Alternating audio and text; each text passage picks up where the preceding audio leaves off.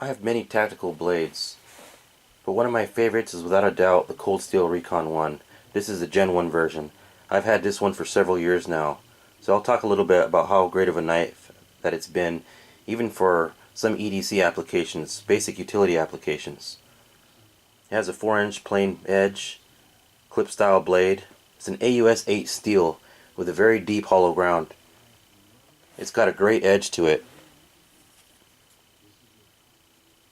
Very good edge retention. And it has this ultra lock, aka the axis lock from Benchmade, which they've since moved on to the triad lock on the Gen 2 models and etc. But I really like this lock. It's got a nice thumb disc here with sufficient traction on it, and it has this nice little axis notch for easier deployment. Opens up very quickly. It's got G10 handles on it with a light traction. In fact, I've never seen another Recon 1 with this same handle on it. All the other G10 handles that I've seen have an aggressive texturing to it. I've looked everywhere online and I've yet to find one that's similar to this. You know, being that it's got a lot less traction on it. It feels very good, but it's if you just look at online, look at the other Recon 1s, Gen 1s, you'll see what I'm talking about. They're very aggressive. The other Recon 1s that I see also have white lettering here, and this one came completely black. I've also never seen that before.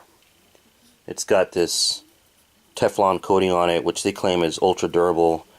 In my use, not so much. See, it kind of came off here. I've been extra careful with it, but granted, I haven't been doing any, solid tasks like batoning and all that with it. Just some light work, but the tip did come off fairly easily. It looks very cool though, but don't expect it to be very durable in that department.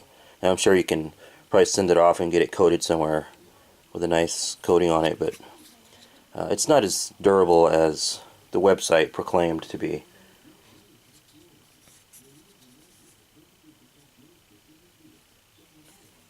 It's got a very nice handle on it. One downside to it is it doesn't have jimping here, and I'd prefer that for thrusting maneuvers. I mean, it is a tactical knife.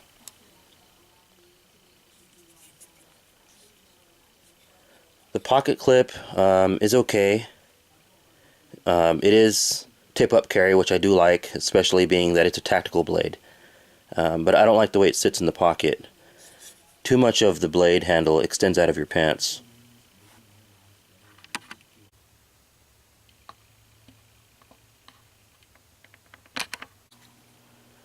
I mean, other than the things I mentioned, like the lack of jimping here on the top, and of course the belt clip thing, because it rides pretty high in the pocket, I really do like this as a tactical blade. Very nice. One thing to note is, since it's got steel liners and they aren't milled out, isn't skeletonized or anything like that, the knife is pretty substantial in weight. It comes in at 6.6 ounces, and that might be a turn off for some people altogether, but for me, not so much. I'm used to carrying a firearm, and I wear a belt and stuff like that, so I'm used to the weight. But if you're wearing shorts, you'll definitely notice the blade, especially with a thin material in your pockets. You'll feel it clunking around, stuff like that. So, I wouldn't recommend that as a carry option, anyways, in a pair of shorts. But yeah, other than that, very great knife. I've taken this to work and some other places and used it like a utility knife, cutting wire and rope and stuff like that, and I've got some eyebrows raised because I mean, the knife is kind of intimidating for some people. Looks too aggressive. They look at you like, what the hell is that guy carrying that around for?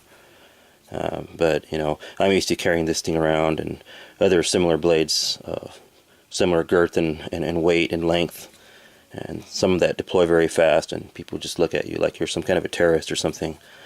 That's why a lot of people, opt for a Swiss Army knife or Leatherman or something like that. But yeah, it is what it is. I really love it.